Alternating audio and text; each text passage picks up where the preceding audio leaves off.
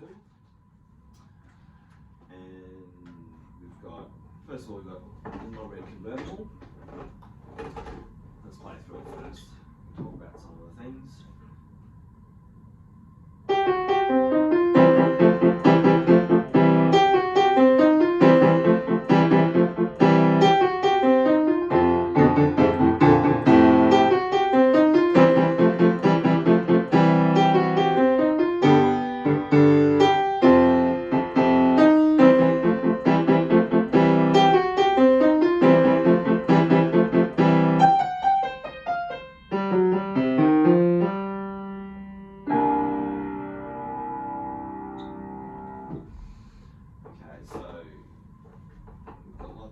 It's kind of like built on a blues scale.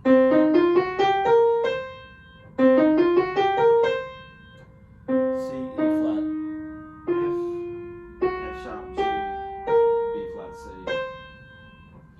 And it's basically a 12-bar blues form too. So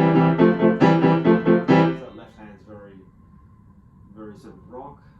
And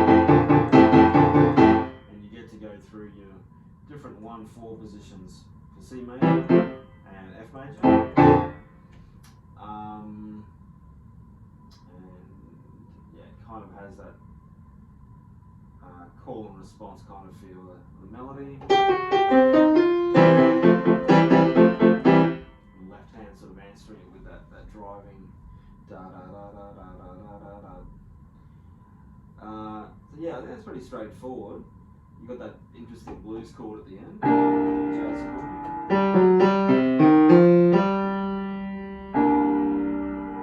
Using that pedal carefully to make that big spread.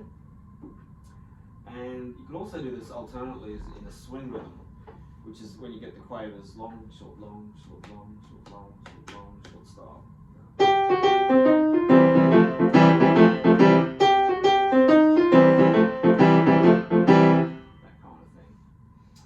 What else we got?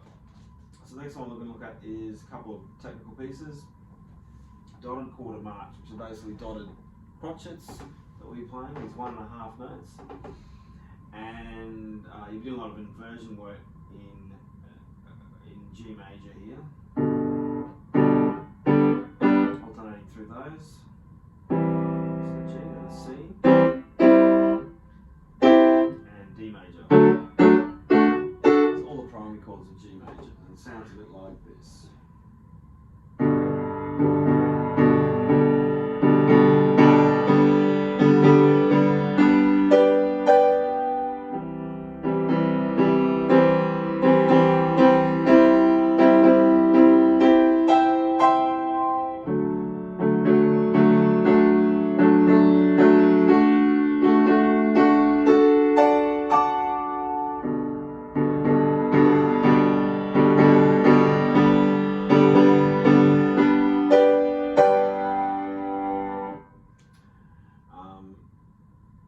Basically going through the 3 primary chords, G, C, and back to G at the end. And going through all those inversions is really good preparing yourself for music in the key of G major and just all the hand permutations, chord permutations you might encounter. Dotted quarter arpeggios. So the next one, this one's an F major. Anyway, I'll play it first. Look at it.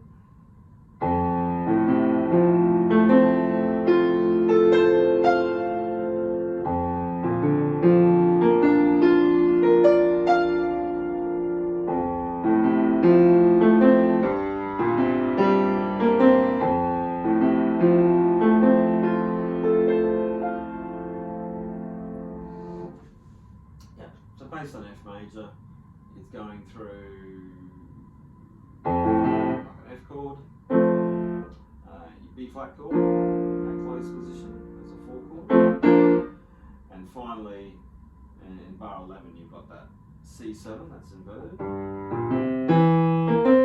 from C7, C, E, G, B flat, and they use different permutations of that. It's basically like a chord study broken up in different ways. And And again, similar to the last one, which you didn't really talk about, it's that counting of the dotted crotchet coupled with the quaver. 1, 2, and 3. 1, 2, and 3. Or 1 and 2 and 3 and 1 and 2 and 3 and 1 and 2 and 3 and 2. Getting that dot rhythm feeling accurate. If you haven't done dotted rhythms before, you can count that dot as a 2. 1 and 2 and, because it's always dotted crotchet in simple time, 3 4 4 4. It's nearly a dotted crotchet is nearly always coupled with a single stem quaver, so they nearly always go hand in hand when you see them like that. Yeah, but that's more revision of those rhythms. Yeah, there's an idea of imitation here. So there's lots of hand crossing. Right hand's just imitating it. The left hand's imitating it. Octave high. So once you know the first bar, you know the letter names of the notes of the next 2 bars. But another hand will be playing it, or the original hand will be playing it, crossing over. And as we move on to Auld Lang Syne, it's another lead sheet. So you're starting off with a melody, adding the chords, and on the following page there's a broken chord accompaniment. I'll play you what the normal version would sound like.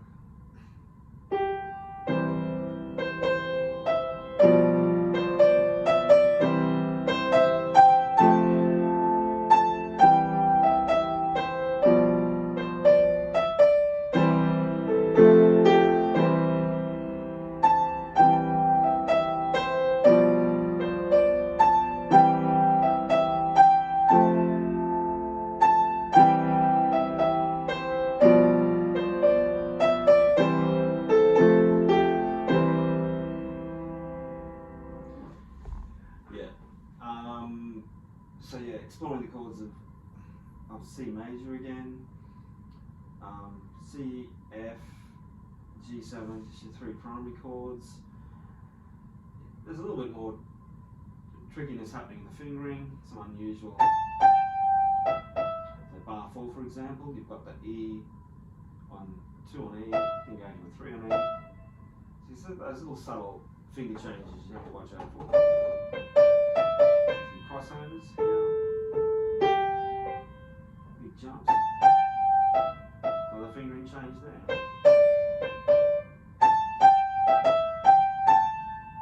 So of course, like anything else, you can start by playing the right hand first, isolating that, then moving on to the left hand, playing that, the chords, putting it together. And then as we get to the broken chord accompaniment, you're going to, for the most part, break the chord up instead of just semi-break. We're going to do a minimum each to break the chord in 2 parts. Bass note, the rest of it. 1, 2, 1, 2, 1, 2, 1, 2. Right at the very end, you'll have to do something a bit different. We'll get to that in a moment. But if I was to play it again in this style, this broken chord accompaniment style, it would sound like.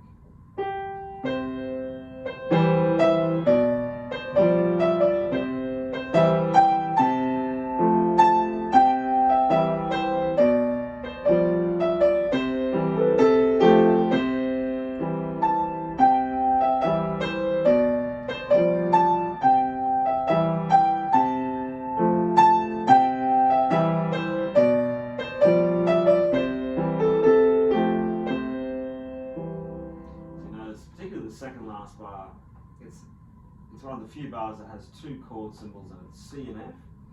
So to do that, you can't really do it the other way because you run out of time to put the beats in, the rhythm in.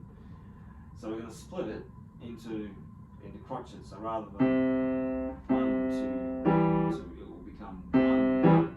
So just the beat each, 1, 1, to fit it all in.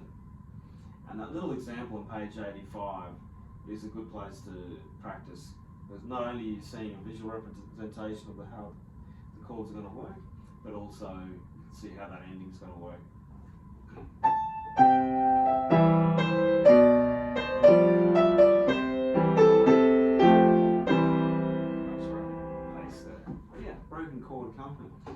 that's an introduction of that. Can we do, yeah. So this is just the beginning of A natural minor scales. And a bunch of theory which is pretty useful and pretty foundational in a harmony or theory perspective. So you've got C major scale, which you've probably done before. Now,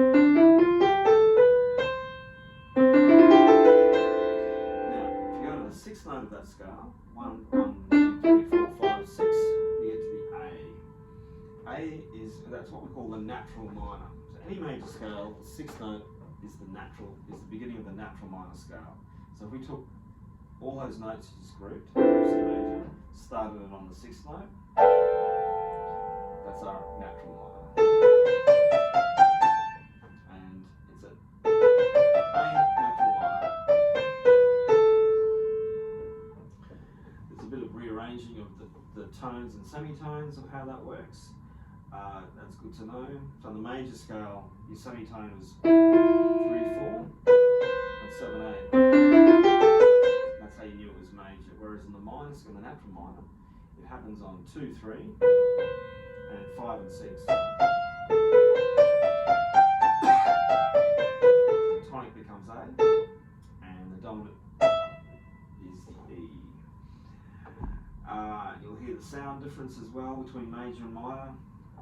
Minor has a darker, sadder sound, whereas the major can be warmer, happier sound, depending on how you experience it. But that's a good starting point. And then, yeah, over on the page 87, we've got scales to practice here with some dynamic inflections. So putting it all together, if you've done scale work before, we're just starting on a new key A.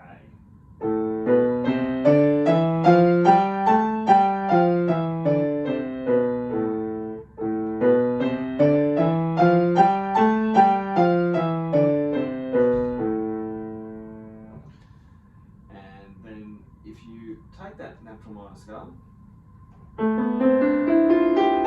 to the seventh note, 1, 2, 3, 4, 5, 6, 7, which is G, and we put an upper semitone, upper half step to G sharp. You've now got what you call a harmonic minor scale. So this will be a harmonic minor scale. Again, very foundational minor theory stuff. So if we do that now as a two-handed scale, it'll sound like.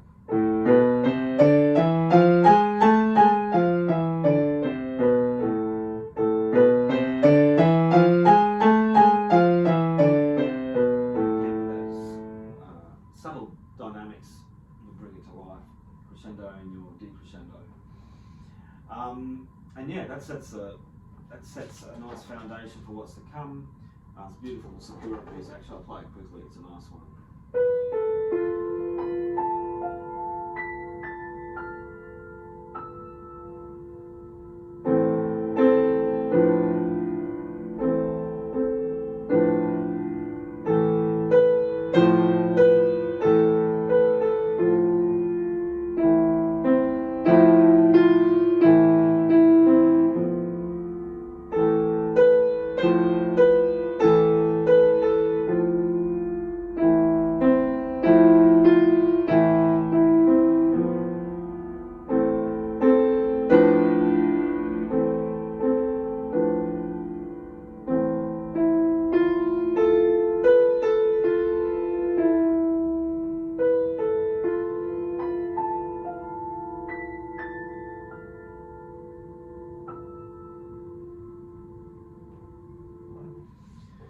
That's a nice piece in the key of A minor.